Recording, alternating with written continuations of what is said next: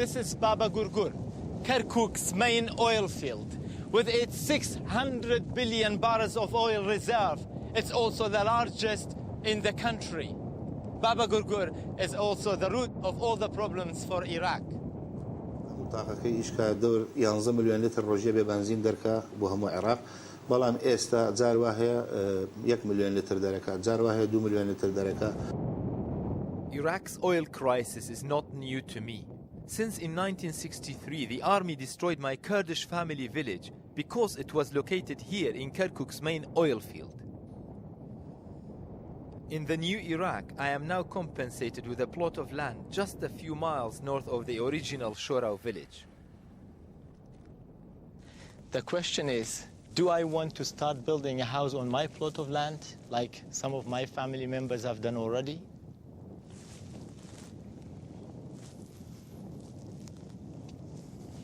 I'm not sure. Not yet.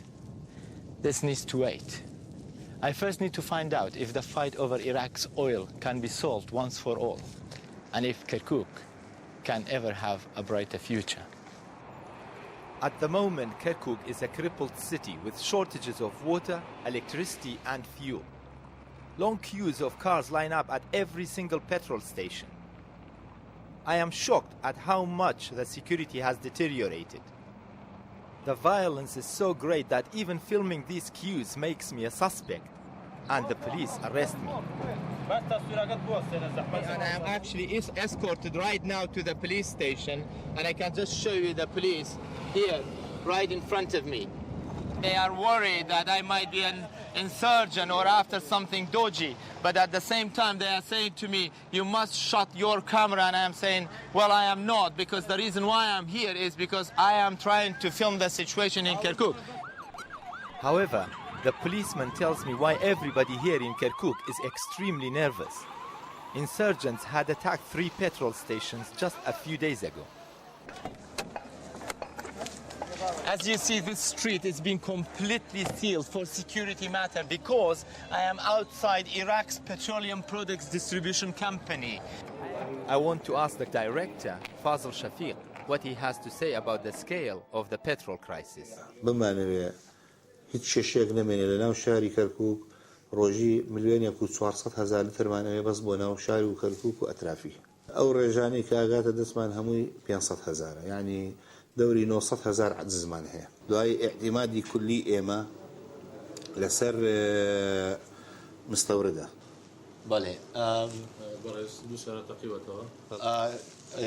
He just received news that 2 car explosions happened this morning about an hour ago. 2 attacks, one is against the police and the other attack is against the Kurdistan Patriotic Union, the political party of actual president of Iraq, Jalal Talabani. I decide to have a look at the scene of the carnage to get a sense of daily life in Kirkuk.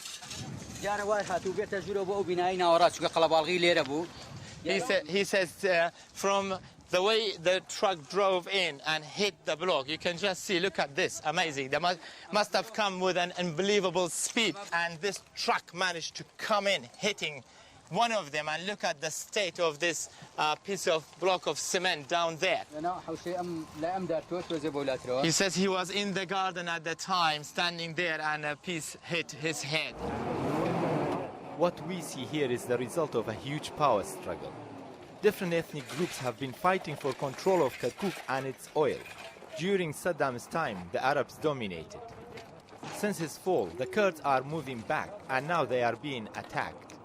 والله تركان لكوردا كل بروي كوا ما لقل أمريكا وبريطانيا هاو بيمانين يعني لبروي كوا كوردا يوي كركوك بقريتو داس خوي والله كورد لبروي أني لبروي كيما هاو بيمانين لقل أمريكا وبريطانيا يا. The terror attacks here in Kirkuk are clearly an attempt by the insurgents to drag the Kurds into a civil war, which already started between the Sunni and Shiite Arabs in other parts of Iraq. Because at the moment, the Kurds are the main force to keep Iraq together and build a democratic government.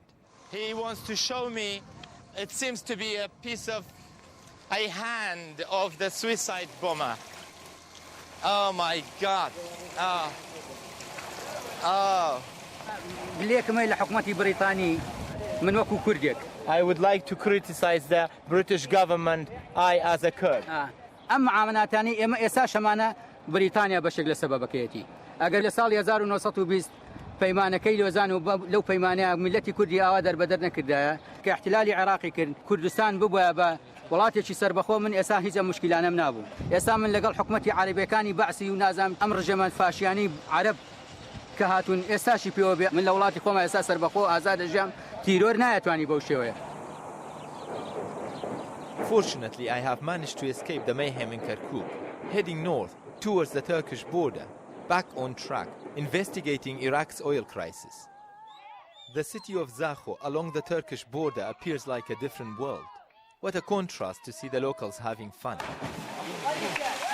However, at the border crossing, thousands of truck drivers are roasting in unbearable heat. Iraq's oil import and export business seems to be very inefficient. This is Asia Square, on the border between Iraq and Turkey. It is actually the main hub for Iraqi oil. Trucks from all over the country are bringing crude oil and dumping it here. Then Turkish trucks loading the crude oil and taking it over the border to be refined in Turkey, then transported back into Iraq, sold as a refined oil. This laborious tank operation is necessary because most of the Iraqi pipeline network and refineries were sabotaged after the fall of Saddam. I wonder how the truck drivers are coping with the deadly insurgent attacks. احنا عراقيين شجعان ما نخاف من كل شيء شايفين قصف شايفين حرب شايفين كل شيء شايفين بس الحمد لله احنا هسه احنا نخدم وطننا. بس انت عربي انت ما خايف هنا كل الناس هنا كردي. احنا العراقيين كلنا اخوه. احنا العراقيين كلنا اخوه. شيعي سني عربي كردي احنا اخوه. احنا واضح امني الحمد لله زين وهذا نروح الحمد لله بس مشكلتنا وحده. يعبرون تراك يعبرون تراك تراك ما يجون. يعبرون تراك يعبرون. احنا نايمين هنا عارفين اطفالنا وعوائلنا هناك وقاعدين هنا. Currently, between 8 to 10,000 trucks are stuck here at the border. It's not a reliable alternative to the oil pipelines. Turkey is partly to blame for the oil shortage in Iraq because it closed the border for so long. However, Iraq's traffic is still moving, even increasing, because all over the country millions of liters of smuggled fuel is sold along the roadside. Authorities allow this smuggling business to thrive because it keeps the country running and it prevents thousands of unemployed Iraqis from joining the insurgents. Even children like 12-year-old Haukar are involved in the trade.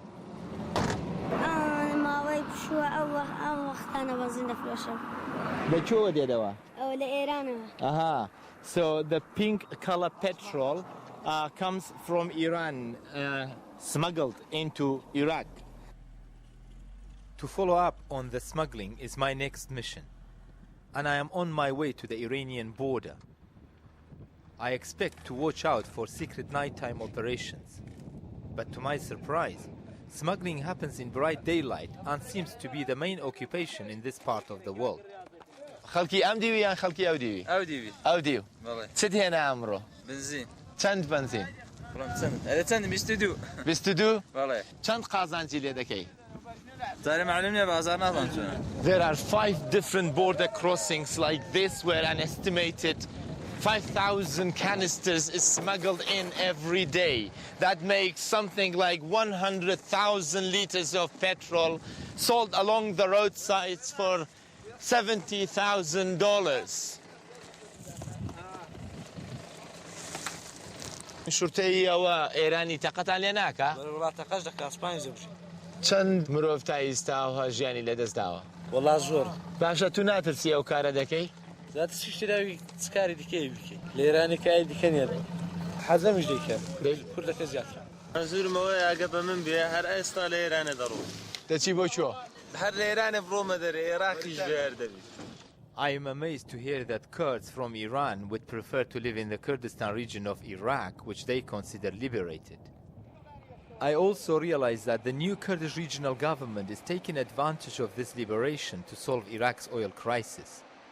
In December 2005, they started their own drilling operations in new oil fields within Iraq's Kurdish region. At the government central office in Erbil, the new Kurdish capital, I am trying to get a permission to visit these sites. No luck. The Kurdish oil fields are the most sensitive sites in the Kurdistan region. The Kurdish authority don't want to talk about it, and they are adamant not to give anybody permission to visit the sites. But my Kurdish instincts tell me not to take no as an answer and try my luck on the ground. My first destination is the site of a new oil refinery in Koya. The director of the site, an Arab, doesn't want me to film. But fortunately, the security guards are Kurds, and they don't ask for a permit. They are even pleased to see me. I asked him, I said, where is your Kalashnikov? He says, I don't need a gun, I am the officer, I am responsible. Yes. They carry the gun, they do the hard work. The officer tells me that the Koya refinery should be completed in 2008. It will be ready to refine up to 70,000 barrels of crude oil per day, more than enough for all of Iraq's needs. Although the Central Oil Ministry in Baghdad supervises the Koya refinery, the plant is located next to one of the new Kurdish oil fields. That's where I am heading next. Let's see how far I get without permission. Apparently this site is run by a Turkish and a Swedish company, according to the gentleman. It doesn't take long, and a South African security consultant interrupts my chat. Sir, could you please, excuse me, I'm going to warn you once more to stop filming me with that camera. Could he point at me? I try to find out who he is working for. So you're not working for the Kurdish regional government? You are for a private company? What's the name of the company? Genel. Is that a Turkish company? Yes, that's correct. Oh, I see. Once again, a local Kurdish officer rescues me and invites me to meet his boss inside the compound. Karzan Sherabayani, قناة 4 تلفزيوني بريطانيا. However, the South African guard makes sure we don't film anything on the way. The head of the local Kurdish guards doesn't mind being filmed. But our friendly talk is interrupted when the Turkish director kicks me out. Okay. Same old Kurdish say. We are foreigners on our land, and the foreigners are our landlords. I am puzzled to discover that my people, finally free from Saddam, are now inviting Turkish companies to control their most important assets. I ask Omar Fatah, the Kurdish Vice Prime Minister, if we will end up as a Turkish colony.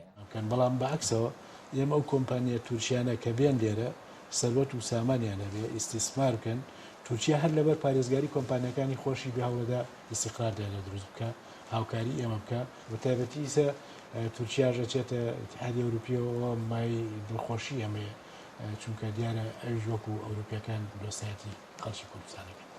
I wish I could be as optimistic as Omar Fatah. I wish I had enough belief in the future to build a house on my new plot of land here in Kirkuk.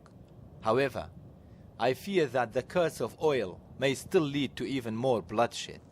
Having witnessed these days the life around Iraq or Kurdistan region, and particularly the ethnic tension in Kirkuk, I've realized that this is not for me. Not yet. But hopefully in the future.